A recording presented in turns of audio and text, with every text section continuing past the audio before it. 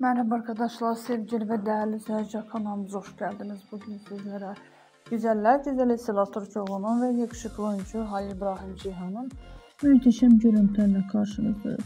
Güzel oyuncularımızın güzel ve güzel görüntülerini bir arada görmek istiyorsanız kanalımıza abone olmayı ve beğenmeyi, bol bol yorum yazmayı unutmayın. Hoşçakalın arkadaşlar, bizden bu kadar.